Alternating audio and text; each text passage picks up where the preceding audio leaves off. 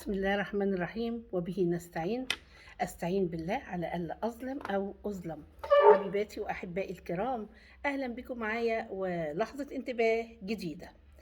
طب يا ترى هنتكلم إيه النهاردة؟ وهنوجه الكلام لمين؟ هو أنا هتكلم النهاردة عن أيام زمان، وهوجه ده للناس بتوع أيام زمان. كمان هوجهها للجيل الجديد بتاع أيام دلوقتي، عشان يمكن نشوف إيه الفرق ونشوف ليه ما بقاش في كده دلوقتي. وهل إحنا زمان كنا ناس على نياتنا قوي وكنا بنعمل الحاجات دي، ولا الحاجات دي كانت بتساعدنا؟ عايزة أقول على أيام زمان، قول للزمان ارجع يا زمان، على رأي الست أم كلثوم. طيب نقول أيام زمان. أيام زمان كان إيه؟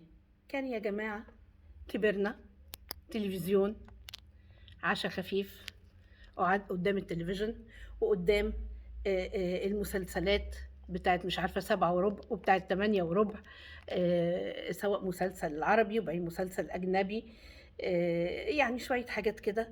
كنا قمة السعادة، هي دي كانت حياتنا. آه، تلاقينا في الصيف المروحة معمولة على 5 وقاعدين نحل واجب الخط. على فكرة وولادنا برضو الكبار كان بيحصل كده معاهم بالظبط، اللي هم دلوقتي برضو في سن كبير، يعني اللي هم في سن 40 وفيما فوق. النهاردة طبعا التكييف ولا غنى عن التكييف، ويا سلام لو التكييف ده اتقفل ولا عطل ولا أي حاجة نولع الدنيا. لأن المروحة بقت موضة قديمة دلوقتي على فكرة، ومش بس في بيوت معينة أو كده، لا، في بيوت كتيرة بقت المروحة موضة قديمة. كنا بنشوف الطيارة يا جماعة زمان ونشاور للطيارة ونقول باي باي باي باي. هو كان يعني عبط ولا شغل عيال ولا كان ايه مش عارفة، بس السعادة بتاعت الأطفال في الوقت ده لما كانت تشوف الطيارة وتعمل لها باي باي وتقول على اسم قريب ليها أو حد مسافر، باي باي يا فلان، باي باي يا فلانة. كان بيتهيأ لهم إن هم شايفينهم. دي كانت قمة السعادة. كنا بنستنى رابعة ابتدائي. ليه بقى؟ عشان نكتب بالقلم الحبر والقلم الجاف، خلاص هنبطل الرصاص. كنت تسأل مثلا مامتك تقول لها هي الساعة كام، علشان هي ترد تقول لك العقرب الكبير على كذا والعقرب الصغير على كذا. ودي الطريقة كانت عشان تعلمك الساعة. لبس العيد يا جماعة ده كان ليه فرحة لا تضاهيها فرحة. بنرص هدومنا والحذاء بتاعنا والبنات الشنطة بتاعتهم ومش عارفة المنديل والكلام ده كله نحطه فين؟ على كراسي الصالون. ده أساسي، عشان ده العيد، ده العيد جاي لنا يا جماعة. أول يوم دراسة كنا بنعمل إيه؟ على فكرة وزي ما بقول برضو الولاد اللي هم برضو وصلوا سن برضو كبير، يعني 35 40، كان كل ده بيعملوه. كان اليونيفورم يتحط على السرير جنب اللي نايم، جنب التلميذ اللي نايم، وكل شوية يصحى يبص في الساعة الوقت جه ولا لسه، عشان يقوم يلبس اليونيفورم الجديد ويشيل شنطته الجديدة. كان مسلسلات التلفزيون ديت كان يبقى معاها أساسي الشاي، معاه حتة، ما كانش في نسكافيه أيامها على فكرة، ما كانش في حد بيشرب نسكافيه خالص. كان في الشاي عادي أو شاي بلبن، معاه حتة كيكة، مع أي حاجة كده مع الشاي، بقسماطة بتاع. في الصيف يبقى الجيلاتي، وكمان الشوكولاتة. يعني طبعا الناس مش كل الناس زي بعضها، لكن يعني دي كانت بتبقى أساسيات، إن هي في بتاخد حاجة مع الشاي وتتفرج على المسلسل. ودي كانت قمة السعادة للكبار وللصغيرين. كنا يا جماعة نستنى الامتحانات. ليه بقى؟ عشان مش هناخد شنطة المدرسة، ده احنا خلاص كبار، هنروح بقى بالمقلمة بس عشان عندنا امتحان. وكمان الحاجة اللذيذة اللي أنا فاكراها كويس قوي، كنا بنمسك الورقة الفلوسكاب اللي هنحل فيها الامتحان، بنمسكها ونمشي بيها كده في الشارع، نركب بيها العربية أو إذا كنا رايحين المدرسة ماشي ولا بنركب عربية، ماسكين الفلوسكاب في إيدنا، ده اللي هنحل فيه الامتحان. وإيه بقى مرعوبين عليه، دي الورقة اللي داخلة الامتحان، ورقة فاضية. وأنا كان زمان إحنا ناخد الورق من عندنا في البيت نملاه في الامتحان. كنا نيجي نعمل ايه، نقفل باب التلاجة ونقفله بالراحة كده عشان نشوف النور هيتقفل امتى.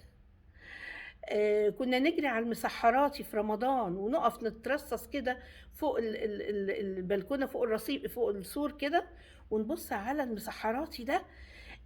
احنا كان بيتهيأ لنا ان ده ملاك نازل من السما بيصحينا. احنا كنا بنفهم كده واحنا اطفال. احنا كنا عبط ولا ايه يا جماعة؟ بس كانت والله سعادة ومش قادرين ننساها. كنا لما نشوف مدرسنا في الشارع أو مديرتنا أو مديرنا في الشارع، يا نهار أبيض، لازم نسيب الشارع ونلف من شارع تاني، احتراما وتقديرا وعرفانا، لأني ما أقدرش أرفع عيني فيه. يعني أنا حتى أنا في شغلي فاكرة كويس قوي إن أنا تشبهت بالمديرة السير اللي هي اللي ربتني، اللي أنا اتعلمت منها. أنا كنت بقلدها في خطواتها، على فكرة كنت بقلدها. ولقيت نفسي ان انا ماشيه بالطريقه دي اللي هي مش حقيقتي، لكن بقيت واخداها اساس ليا في طريقه مشي، طريقه حركتي، طريقه ايماءاتي وانا مديره. آم، يعني كان بجد الدنيا كانت جميله يا جماعه، والله الدنيا كانت حلوه قوي قوي. احنا ما كانش عندنا حاجه من اللي موجوده دلوقتي خالص، لا كان عندنا موبايلات ولا كان في الكلام ده. كان اللي عنده تليفون ده من اغنياء القوم، يعني ده اغنياء القوم. يعني يعني عندي تليفون ومفيش مانع ان يعني ناس جيراني بيجوا يستخدموه عندي في بيتي، علشان انا كان عندي المقدره ان انا اعمل تليفون. كان اللي عنده عربية ده يا نهار أبيض، وعربيته جاية وبتركن قدام باب البيت وكده، ده حاجة جامدة يعني. لا كان ليها كل حاجة، كان ليها معنى، يعني كل حاجة كان ليها معنى وكان ليها طعم. النهاردة الولاد عندهم كل حاجة، مفيش حاجة ناقصاهم. مش سعدة.